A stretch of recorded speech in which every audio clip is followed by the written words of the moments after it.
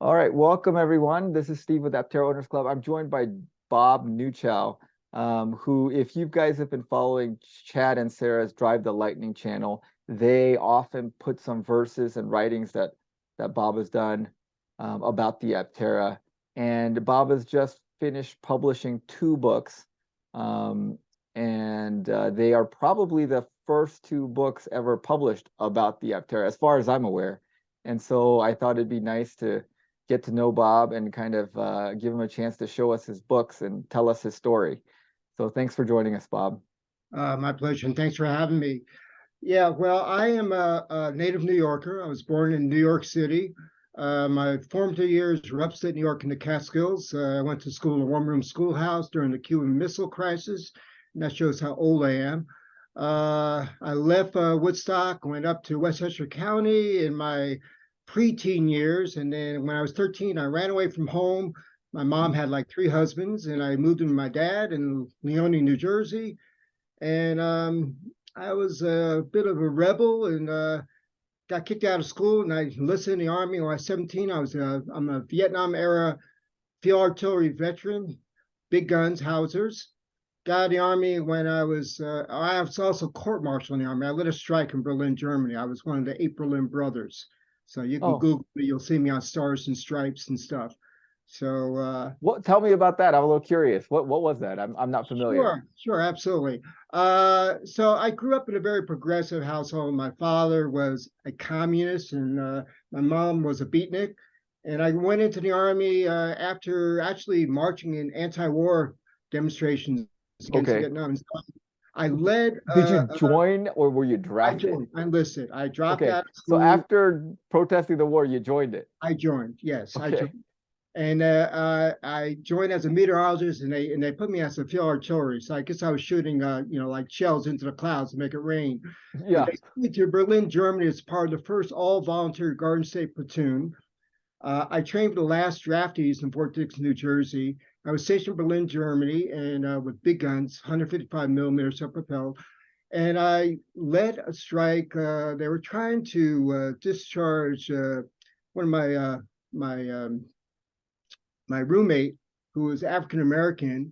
And so we put together a bunch of people and we raised some demands to keep him from, we raised demands against racism, sexism, and militarism in the army, which you don't do in the military, but we did. Uh-huh. And we led a strike. We went into I guess, the canteen and and they threatened to hang us for mutiny because we were technically an occupied city. Uh-huh. And when the second lieutenant came in, I said, well, if you're going to hang us, make sure you get some good civilian rope to go hang us. So I was court martial. I was sentenced to 6 months hard labor. I did about 4 months. I left Germany in handcuffs. I went to Fort Riley, Kansas, where they held the German POWs. And I finally got out. My father negotiated an honorable discharge with Representative Bell Abzug and Jacob Javits. And when I was in restation, got out of the army, got out of the jail, went to Fort Sill, Oklahoma, I continued organizing. And they finally said, get out. And I signed, they made me sign a paper, never enter any branch of military service and we'll give you honorable discharge. I said, okay. So that was my time in the military. Okay. So you and the military didn't get along. No, no, we didn't, So, when I was 9 years old, my father took my sister and I on the Freedom Train from New York City down to Washington, D.C. We heard Dr. King give his I Have a Dream speech in person. Okay. And I just remember being surrounded by the sea of humanity, just warm waves of humanity. So that always instilled in me that sort of sense of perspective. And that got in with me into the military. So I left the military. I came back to Brooklyn, New York, back to the city, and eventually to the west side of Manhattan. I worked for the Teamsters, my father's local, organizing. We had 52 shops in the tri-state area. I remember being run off some company grounds in New Jersey with a shotgun, trying to organize. Also, while I was in school at New York City Community College, I majored in journalism and communication. I took 6 bus loads down to Tupelo, Mississippi, veterans to march against the Ku Klux Klan. The local police force were there in front of the federal building in their Klan uniforms. And so I have a very active background. Uh-huh. I left New York in '89, went out to California, to LA, got my, went to school at Santa Monica College, continued organizing. And my father had organized for Reverend Jackson. I also ran as a delegate for Reverend Jackson in 1984. I ran against my father, who was who was running for a Mondale delegate. And then in '88, my father ran Jesse Jackson's campaign in New York City and won New York City. Hmm. And so when I moved to LA, I became an organizer for Reverend Jackson's Rainbow Push Coalition. Okay. Now, were these like paid positions or No, are they volunteer it's positions? all volunteer. So Yeah. then how were you supporting yourself? So I worked in a restaurant. I worked in the UN Plaza Hotel Ambassador Grill, uh, Okay. Local 6. I worked bookstores, ice cream place. Uh, My father's local. I got paid in his local. Uh, I worked as a freelance commercial artist. I went to Center for Media Arts, and I got a degree, and I did design work, for designing ads and menus and stuff. And okay. then I went out to Like LA, graphic design type stuff. graphic design. Yeah, Okay. the old graphic design before computers on a light box with wax. They call me a stripper because you used to strip the wax off and I cut see. X-Acto blade. Okay. All right. And so I finally left New York, went out to LA. I worked in Santa Monica College in the mailroom while I was going to school. I worked at St. John's Hospital. Mm, Uh, okay. I was there during the Northridge earthquake. I had to evacuate 200 patients in 2 hours because the whole second floor was cracked. And while I was evacuating people, I negotiated or I interviewed for my job at Cedars-Sinai, and finally left Cedars-Sinai, and I, was trying to. I met. Let's say I went to work in a bagel factory, bagel shop in Santa Monica because I wanted to open up a bagel shop myself, and I learned the whole ropes. Okay. And I met this guy who had an Italian restaurant and designed. While I was in the bagel shop, I was going to school in Santa Monica. And I learned how to design a business plan for the bagel shop. Okay. And And did you open up a bagel shop? well, we got a location in Culver City. Uh-huh. Kept on getting red line, and I lost money to the guy who I partnered with. And eventually that was tabled, and he sent me out to Las Vegas to open up an Italian restaurant, which I did. So I Okay. became a part owner manager of an Italian restaurant in Las Vegas, Okay. 1996, and had 150 items on the menu, live music, and never ran a restaurant before in my life. I learned the hard way that it's a 90-hour a week job. Mm. It was fun, lots of wedding anniversaries and birthday parties and stuff. And the guy stole $130,000, and finally wound up in jail. And I finally went to work in a casino Okay. ministry. And what'd So you do at a casino? I basically recorded all the progressive slots. I was the secretary for the slot manager. I Uh-huh. did room reservations. I upgraded, like the casino bettors and stuff, the regulars, Uh-huh. and whatever. I worked in the administration part. I used to go down and bring all the new hires down there and process all the people that got fired. I see. Okay. All So right. And yeah. so what are you doing now? Now I worked as a cashier in Circle K across the Oh, street from my house. okay. Walk to and from work. I'm Uh-huh. about 68. It's a nice, easy, no stress job, and Uh-huh. I upsell all the customers coming in, and I sell cigarettes and lotto tickets and gas. Now I've had a few friends that worked a job like that at a gas station and they've been like held up. Has that ever happened to you? No, no, No. I've been Okay. very fortunate. Okay. Although our particular gas station has been held up, I did when I first started. I started as a part time. I was hired to basically replace somebody who was leaving. Uh-huh. So I did do 1 month of graveyard shifts. And in New Mexico, if there's one person, you have to keep the doors locked. No one's allowed. And around where the cashier is, where people basically pay for the window, it's full crew. So I Mhm. wasn't worried about it. And then, of course, I'm about 6'8". I've had a good life. So if anyone wants to come here, that's okay. I'm a New Yorker. Get out of my face. So you've had quite a varied career. You've been a graphic artist, a waiter, a casino worker, a restaurateur, Yes. and what else? Am I missing something? Screen Actors Guild. When I went to LA from Las Vegas, Uh-huh. uh, my cousin Cameron was on the practice. She played Eleanor Fruit, and she had just Okay. won Golden Globe and Emmy. And her brother, Carl, was in ACL Lawyers Guild, knew the people in Screen. So I basically got hired as a temp. Uh-huh. The first week I was there, I invited the contract agency department manager and supervisor and the people to my little tiny apartment. Uh, and I made them penne pasta, pomodoro arrabbiata, parmigiana, stepe artichoke. They Mhm. loved it. The manager went to HR, said, "Look, we know you have all the positions filled, to interview for this one slot. Can you open it up and go ahead and interview this one guy who's our temp person?" The next week, I brought all the HR people to my house with the same menu. The Uh-huh. following week, I was hired full time in the agency contract department. So I So you, basically buy my way with food. okay, you know how to do it. Yes. Very Uh, good. I was there for a couple of months. The Superman School had a foundation. The head of the foundation knew I was related to Cameron Manheim. She wanted to start a program. She came to me and said, "Bob, I want to start this program similar to Inside Act Studio for in-house. And can you invite your cousin?" I said, so I went home that night. I created one sheet. I called it conversation. I went to her. I said, "Is this what you want? This is in July." So yeah, okay. So can you do this by September? So I created a program, a national program. The first event was supposed to be September 11th, uh, whatever the date was. We had that event Yeah, yeah. in the center. So Wow. I was in the process of a lawsuit against my partner who stole $130,000. I had just flown back from Las Vegas. I was in my car, stopped at a 7-Eleven, listened to my country western, and I heard about the World Trade Center. And I Yeah. thought it was a joke first, and then I had to go in. I had to cancel the event, call every single person who reserved. So Mhm. that was my first event for the Screen Actors Guild Foundation for Conversations.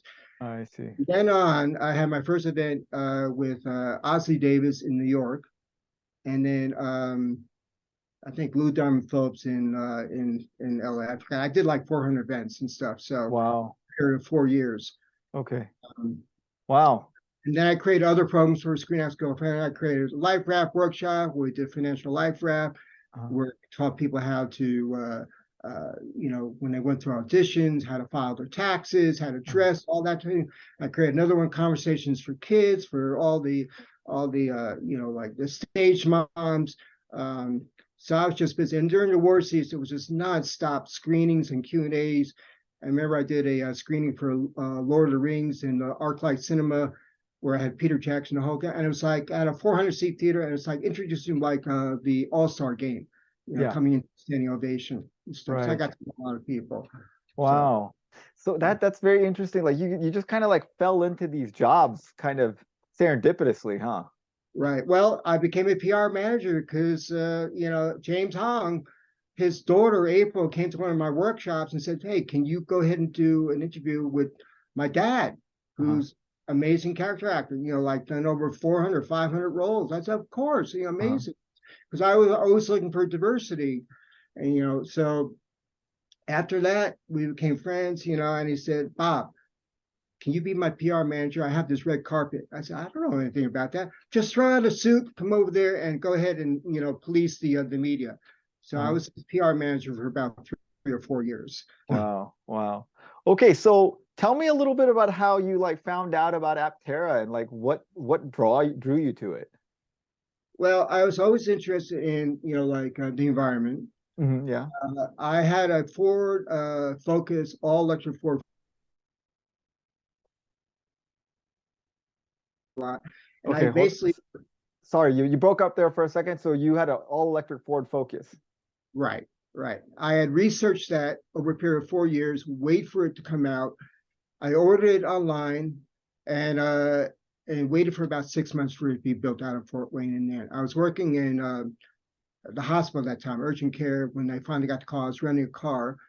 And when I picked it up, it was just like they said, be careful with the accelerator, be careful with the brakes. And I was the first experience with an electric car. I Mhm. had that for 10 years. 2 weeks after the battery warranty ran out, the battery died. Oh boy.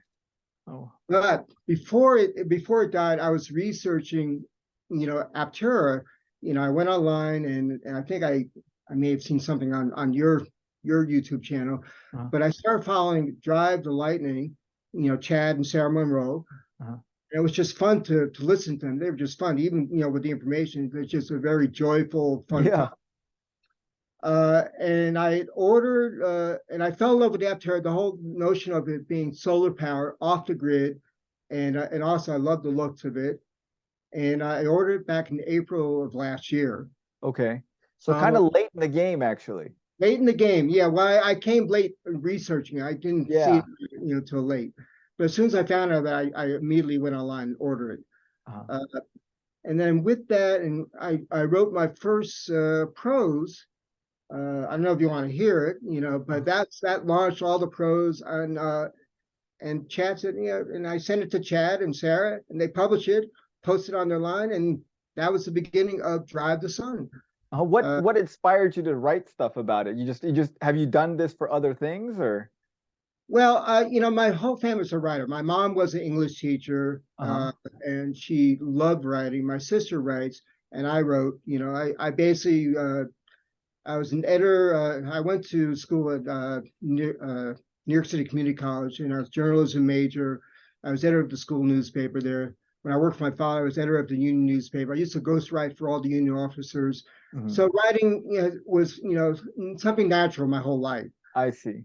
Um, and before after I was writing prose, both dark and light and whatever my experience. I wrote a lot about my soccer team, New Mexico United, and so it just was a natural thing. After it inspired me, Hmm. to begin writing, and it became my muse. I just fell in love with it, and so it just went from there. And then it just built in speed and quantity in terms of prose. Okay. And then you decided to at some point to turn it into a book. Well, it was actually Chad's idea. Oh, He okay. said, Chad said, I said, you're more than welcome to use my prose to raise money to help pay for your travel expenses, your equipment, because Uh-huh. Chad and Sarah work full time. And then Chad said, this would be a great coffee table book. We put this together. Uh-huh.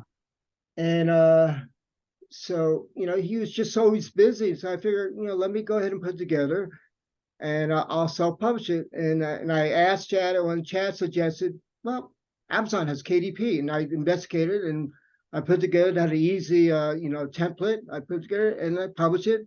I said, here it is. Uh-huh. Can you show us the books? Sure, absolutely. I'll show you the first one. Uh-huh. It's called Drive the Sun. Okay. And I put a little blurb about myself. It's always fun writing about yourself. Yeah. And then, of course, it just kept on saying, this was only 100 pages. I kept on writing, and this is almost 200 pages. This is the sequel called Okay. Mobility, Volume 2. Uh-huh. Volume 3 will be when I get my Aptera. Uh-huh. So they better get busy and start producing it so I can write it soon before I get too I, old. I think everyone is on board with you on that sentiment. Yeah. uh, so I picked out two pros here. I don't know if you want to do that during the Yes, video, please but read them to us. right. I'll read the very first one that began Drive the Sun. Okay. And it's simply called My Aptera. I'll show you the page here. Yep. Let's see the. There it is. Uh-huh. Yep. Okay. So it's prose, it's not poetry.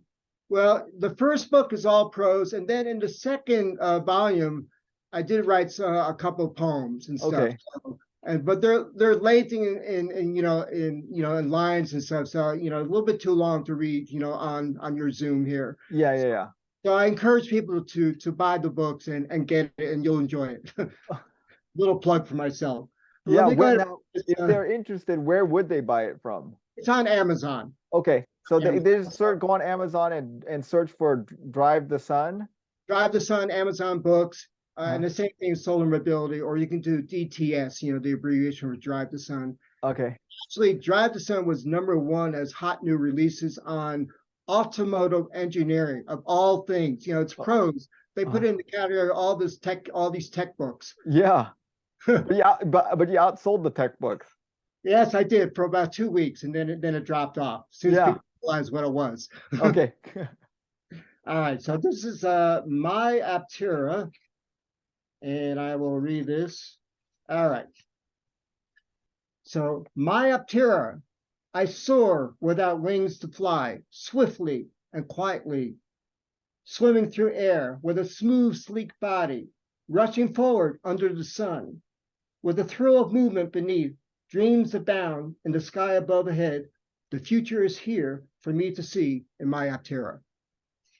So that was the Love it. very first prose, and it just went on from there. Yeah. So I'm curious, like when I read your stuff on Drive the Lightning when they would post it, I really enjoyed it. And I thought it was poetry. Now, is there some differentiation between the two? Yeah, poetry usually has a structure to it, you know, where Okay. it's like in different stanzas. Uh-huh. Prose is free form, where it's just line and it's just doesn't necessarily rhyme. Uh-huh. It's haiku, and I basically have a style of prose where I start with one letter.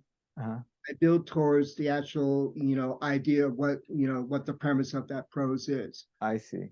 So if you notice in all the prose that you've seen, they're sort of like pyramids. Uh-huh. And Yes.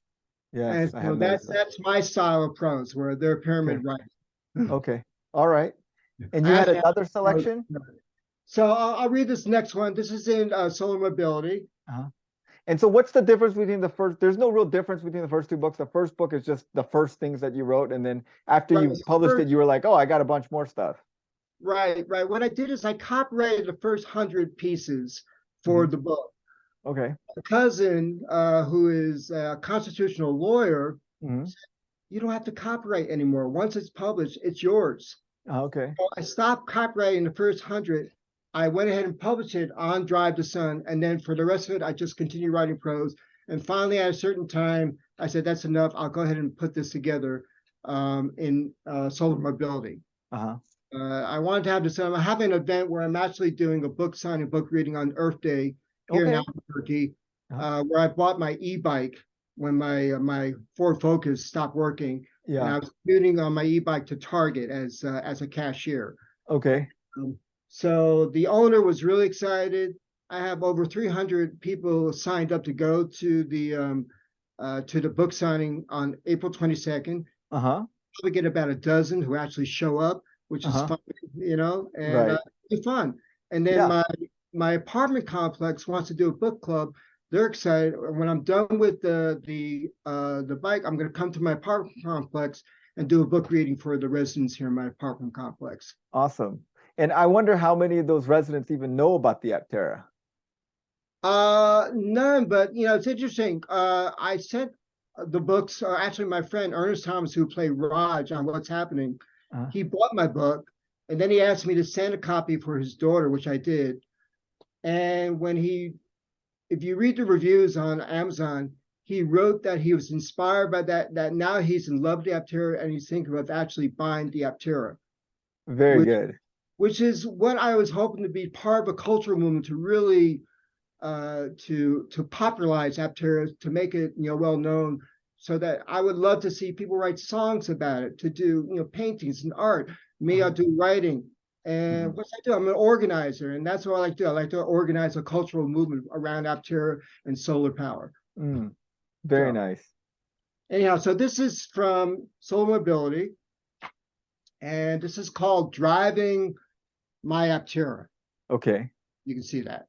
Yep. All right. I ride the rays shining down a highway of light where we drive the sun that has been named the Aptera, with energy to eclipse the status quo. A new era rises in an emerging solar mobility, radiating a freedom of movements as exploding nova. I don't have my glasses on, it's hard for me to read. Yeah.